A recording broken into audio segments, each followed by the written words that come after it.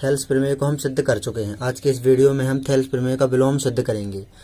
यदि आपने थेल्स प्रमेय को सिद्ध करने वाला वीडियो नहीं देखा है तो हमने डिस्क्रिप्शन में लिंक दिया है, वीडियो के अंत में देख लेना। कथन पढ़ेंगे हम यहाँ पर। यदि एक रेखा किसी त्रिभुज की दो भुजाओं को एक ही अनुपात में विभाजित करे तो वह तीसरी भुजा के समांतर होती है।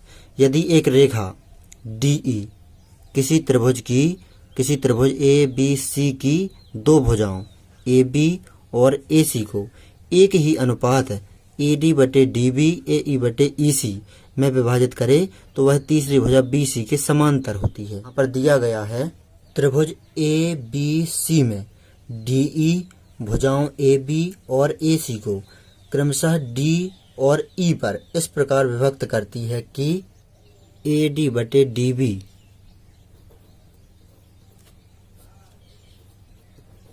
बराबर AE/EC।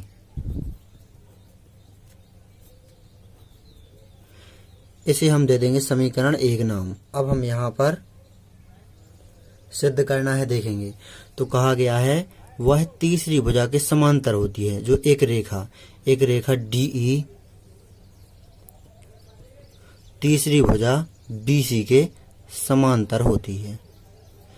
एक बार और देख लेते हैं। दिया है त्रिभुज ABC में DE भुजाओं AB और AC को क्रमशः D और E पर इस प्रकार विभक्त करती है कि AD/DB बराबर AE/EC। सिद्ध करना है हमें DE समांतर BC। अब हम यहाँ पर उपपत्ति देखेंगे। हमें सिद्ध करना है यहाँ पर DE BC के समांतर है। तो अभी तो ये समांतर है नहीं, क्योंकि हमने अभी सिद्ध नहीं किया है। तो हम यहाँ पर मान लेते हैं, माना DE', एक बिंदु यहाँ पर लेते हैं हम E', D से यहाँ पर इस प्रकार की लाइन खींचेंगे E'। DE' जो रेखा है वह BC के समांतर है, ये हमने माना। अब यहाँ पर DE' BC के समांतर है तो इस त्रिभुज में हम यहाँ पर थेल्स प्रमेय लगा देंगे। तो थेल्स प्रमेय से हो जाएगा AD/DB। आप पढ़ ही चुके हैं थेल्स प्रमेय। यदि आपने थेल्स प्रमेय वाला वीडियो नहीं देखा है तो डिस्क्रिप्शन में लिंक है, पहले वो देख लीजिए, फिर आप इस वीडियो को देखना।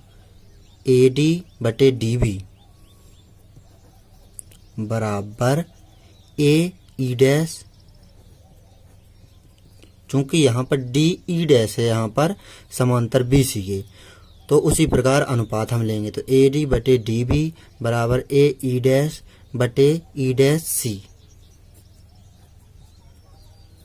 इसे हम दे देंगे समीकरण 2 नाम।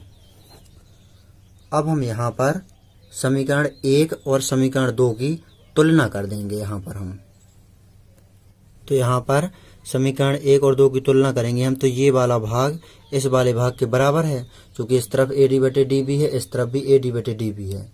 तो जब ये वाले भाग बराबर हैं तो ये वाले भाग भी बराबर होंगे। तो यहाँ पर AE/EC बराबर AE'/E'(C)।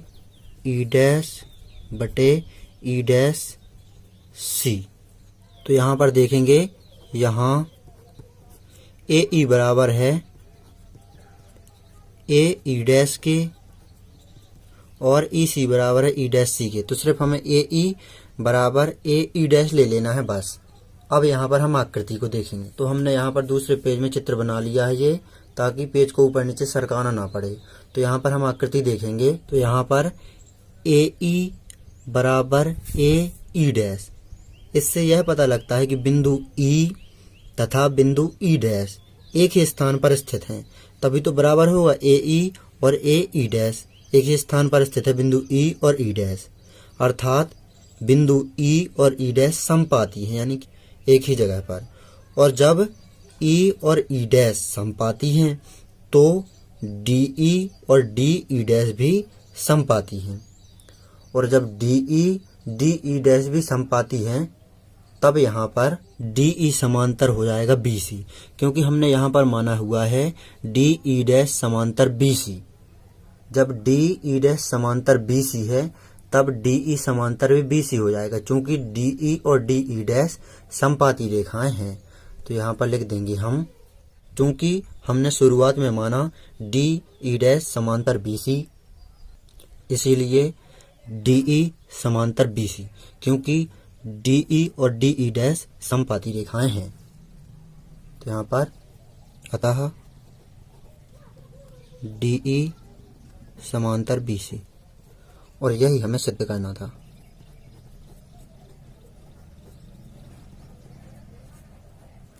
इस प्रकार आपको इस प्रमेय को अच्छी तरह से सॉल्व कर लेना है, नोट कर लेना है।